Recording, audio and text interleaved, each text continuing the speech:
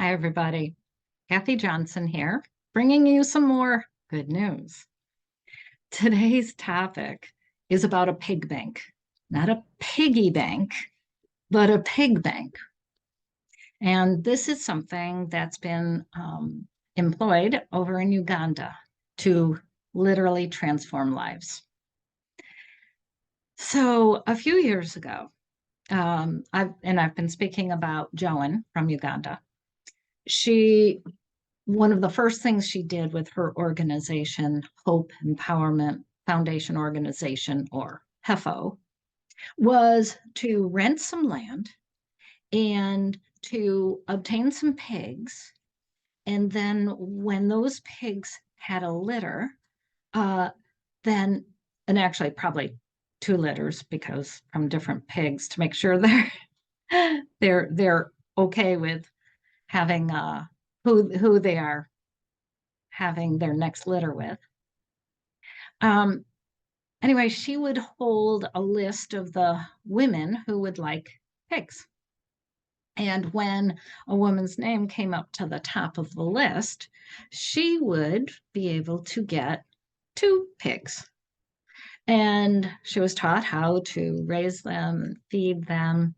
And then when they had their litter, the person who had the loan had to return or give two pigs back to Hefo, plus for the loan, and then one more for interest. But they got to keep the rest. And most pigs, when they have a litter, they have between like 8 and 12 piglets. So there's plenty of pigs left over. Now, this is similar to a project that you might have heard with the Heifer Project. Uh, and what it does is it really helps people who are in desperate need. Now, uh, over there, when they obtain these pigs, they don't eat them. The only people who eat the pigs are the rich people. So these people are able to sell the pigs to restaurants or individuals who want pork and then keep the others, keep their two that are continuing to have litters, and they're able to use that money to, number one, feed their family. Okay, that's always number one. Number two, send their children to school.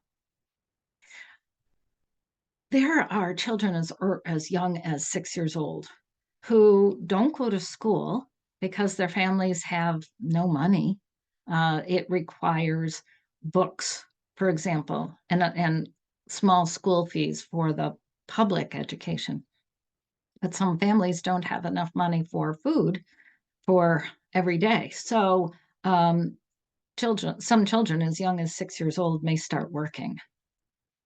So anyway, there's this pig bank. I'm going to show you a picture of the pigs because isn't that fun, right? Here we go. There they are. These are the pigs. They're a couple of the pigs that are being, they get to have a good life and have piglets and just, doing wonderful work in the world to help people out. Those are the pigs.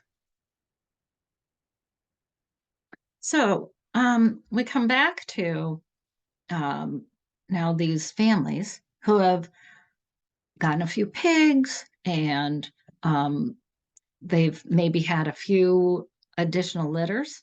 What's happened to them? Well, we got to visit Betty. Betty, she and her husband, they were the words that they used were that they were the laughing stock of the community. They lived in a house that was made out of just mud and sticks. All right, not bricks, just mud and sticks to make this shelter. And the place, the land that they had for this shelter was a little bit lower than other land so that when it rained, the rains came right into their house. It was horrible. Um, he was too old to be doing manual labor, and so this was their problem. And they got a couple pigs. They were able to sell them and save money and sell more and save money. And today they have a beautiful brick home that it has a shiny new metal roof and several rooms inside, and it's spacious and it's big. And right behind it, down a little bit, is the old shelter. And they're using the old shelter for their chickens. So here's an example of how two pigs can change a life. So the just a real quick thing left to tell you, the original land that Joan had rented, leased, in order to have the pigs there and teach the women about agriculture and raising pigs, they had to move. And so one of the projects that happened within the last year was obtaining an acre and a half of land. And now the the piggery, that's what they call it, not pigsty, piggery, is built. Um, and the pigs are there and they are wallowing happily. So now is the little pitch for a little bit of money. So I'd just like you to think about how you might be able to help out these people in Uganda. Gosh, you can come with us. Come with us, come over. It's very inexpensive trip and it's life-changing. You can donate. I will put the GoFundMe link uh, in with this video. Um, you can, the money that you give, you could give a lump sum that help with some of this construction, or you could give each month, and you can do that through me. Uh, that money goes for monthly expenses, uh, things like transportation and paper, um, a few of those things that happen from month to month, but aren't necessarily the infrastructure. Now we're looking for a few $1,000s so that we can finish up the infrastructure there at Mugaluka. Thank you so much for listening and sharing this wonderful information of good news. Bye.